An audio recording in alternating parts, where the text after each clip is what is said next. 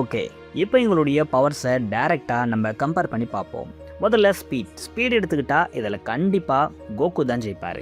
Ultra இன்ஸ்டிங்க்ட்டுங்கிற இந்த ஒரு form ஒரு பர்சனுடைய ஸ்பீடையும் ரியாக்ஷன் டைமையும் தான் முதல்ல பூஸ்ட் பண்ணும். இதனால் கோகுவால் எந்த ஒரு திங்கிங்கும் இல்லாமல் அட்டாக்ஸை டாச் பண்ண முடியும். அப்போ வெஜிடாவால் ஃபாஸ்ட்டாக ரியாக்ட் பண்ண முடியாதான்னு கேட்டால் அப்படி இல்லை. வெஜிடாவாலையும் ஃபாஸ்ட்டாக ரியாக்ட் பண்ண முடியும். ஆனால் வெஜிடா நிறைய ஃபோக்கஸ் பண்ண வேண்டியது இருக்கும். அதிகமாக அஃபென்சிவான மூவ்ஸை பண்ண வேண்டியது இருக்கும். ஆனால் கோகுக்கு இது எதுவுமே தேவையில்லை. அவர் எந்த ஒரு தாட்டுமே இல்லாமல் ஈஸியாக எல்லா அட்டாக்ஸையும் அவரால் டாச் பண்ண முடியும். இதனால் கோகு எந்த ஒரு பேட்டில் எடுத்துக்கிட்டாலும் ரொம்பவே ஃபாஸ்ட்டாக செயல்படக்கூடியவராக இருப்பார். ஆனால் வெஜிடா அப்படி இல்லாமல் அந்த பேட்டிலில் அதிகமாக ஃபோக்கஸ் பண்ணி கோகுவுடைய ஓப்பனிங்ஸை கண்டுபிடிக்கிற மாதிரி நிறைய விஷயங்களை அவர் யோசிக்கணும்.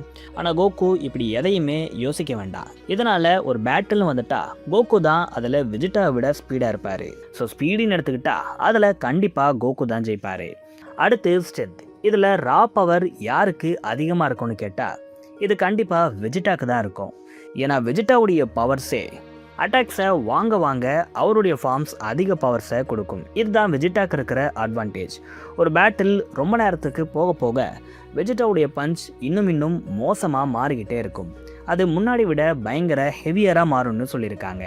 இதனால் பேட்டில் எவ்வளோ தூரத்துக்கு ட்ராக் ஆகுதோ அவ்வளோ தூரத்துக்கு வெஜிடாவால் பவர்ஃபுல்லாக மாற முடியும். கிரனலோட நடந்த ஃபைட்டில் வெஜிடா இதே தான் பண்ணியிருப்பார். அந்த ஃபைட்டில் போக போக வெஜிடா பவர்ஃபுல்லாக மாறிக்கிட்டே இருப்பார். அவர் எவ்வளோ அடியை வாங்குறாரோ அவ்வளோ பவர்ஃபுல்லாக அவர் மாறிக்கிட்டே இருப்பார். இதனால் வெஜிடாவுடைய ரா பவருங்கிறது கண்டிப்பாக கோகுவை விட அதிகமாகவே இருக்கும். ஸோ ரா பவர்னு எடுத்துக்கிட்டால் அதில் வெஜிடாக்கு தான் அதிக வெற்றி வாய்ப்பு இருக்குது. அடுத்து டியூரபிலிட்டி.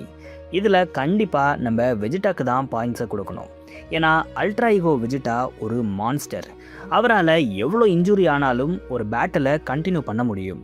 ஆனால் அல்ட்ரா இன்ஸ்டிங் கோகு முடிஞ்ச அளவுக்கு அட்டாக்ஸை அவாய்ட் பண்ணணும். ஆனால் வெஜிடாக்கு இப்படி எந்த ஒரு கவலையும் இல்லை. ஈஸியாக அட்டாக்ஸை வாங்கிட்டு இன்னும் கூட அவரால் பவர்ஃபுல்லாக மாற முடியும்.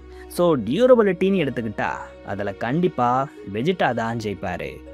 அடுத்து பேட்டில் ஐக்யூ. எந்த ஒரு கேட்டகரி ரொம்ப டேஞ்சரஸான ஒன்று. ஏன்னா ரெண்டு சைன்ஸுமே ஜீனியஸாக இருக்காங்க காம்பேட்டில்.